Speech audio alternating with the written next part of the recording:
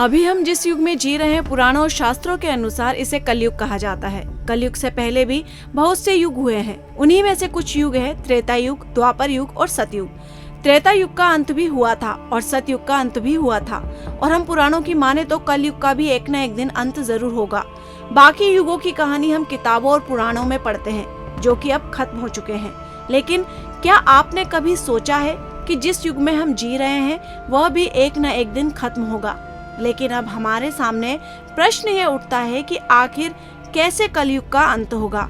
कलयुग का अंत होने से पहले हमें बहुत से संकेत मिलने लगेंगे, ऐसा हमें पुराणों और शास्त्रों में बताया गया है। यदि हम पुराणों की माने तो कलयुग में पाप अपनी चरम सीमा पर होगा। लोग एक दूसरे पर अत्याचार करेंगे, सभी देश एक दूसरे से लड़ने के लिए उतारू होंगे, एक दूसरे की जमीनों पर कब्जा किया जाएगा, इंसानों के साथ साथ जानवरों पर भी अत्याचार किया जाएगा, वातावरण पूरी तरह प्रदूषित हो जाएगा, धरती रहने लायक नहीं रहेगी, जल पीने लायक नहीं रहेगा, खाने को कोई भोजन नहीं रहेगा।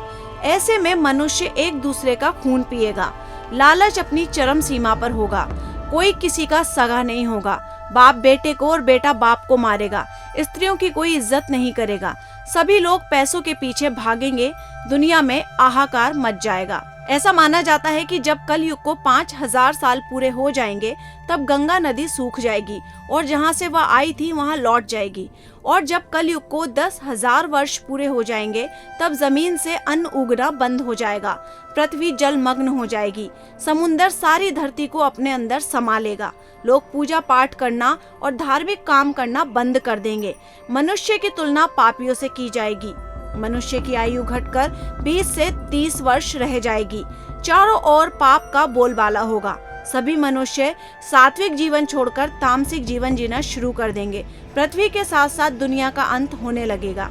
कलयुग का अंत आते आते इंसान अजीब हरकतें करने लगेगा। ऊपर बताई गई सभी बातें जब अपनी चरम सीमा पर होंगी तब कलयुग का अंत आएगा। कलयुग का अंत आने के बाद कलयुग का नामो निशान मिट जाएगा, पृथ्वी जलमग्न हो जाएगी और चारों ओर प्रलय आ जाएगा। जब पाप अपनी चरम सीमा पर होगा तब भगवान विष्णु कलयुग में कल्कि का अवतार लेंगे, क्योंकि उस समय कलयुग में पूरी तरह से हैवानों का वास होगा। पुराणों के अनुसार धरती पर कल्कि अवतार का जिक्र मिलता है। ऐसा कहा गया है, जब धरती पाप के बोझ तले दब जाएगी, इस धरती पर पाप इतना बढ़ जाएगा कि सहने योग्य नहीं रहेगा। तब भगवान विष्णु कल्कि का अवतार लेकर धरती पर आएंगे और इस धरती को पापियों और हैवानों से मुक्ति दिलाएंगे। जब कलयुग पूरी तरह से समाप्त हो जाएगा तब सृष्टि अपने जीवन की शुरुआत फिर से करेगी, प्रकृति फिर से अपना रूप दिखाएगी और धीरे धीरे इस धरती पर फैलते जाएगी। इंसान भी दोबारा जन्म लेंगे और एक नए युग की शुरुआत होगी। इस नए युग में ना तो कोई पापी होगा और ना ही कोई हैवान, सभी इंसान मिलकर साथ में रहेंगे और सात्विक जीवन जिएंगे, भगवान का स्मरण करेंगे और एक दूसरे की भलाई के बारे में सोचेंगे। कुछ लोग ऐसे भी हैं जो इन बातों पर विश्वास नहीं करते। कुछ लोगों का मानना है कि कलयुग जैसी कोई बात नहीं होती, इंसान चाहे तो अपने जीवन को सुधार कर कलयुग को ही सतयुग बना सकता है, लेकिन आज के समय में ऐसा संभव होते नहीं दिख रहा है। आज के समय में भी मनुष्य एक दूसरे की जान का प्यासा है, एक दूसरे की भलाई के बारे में नहीं सोचता। यदि मनुष्य अपनी इन आदतों को बदल ले और एक दूसरे का भला चाहते हुए सात्विक जीवन जीना शुरू कर दे तो हमें कलयुग के अंत की जरूरत ही नहीं पड़ेगी। हम कलयुग में ही सतयुग को जी पाएंगे। आपके क्या विचार हैं इसके बारे में हमें कमेंट करके जरूर बताइएगा।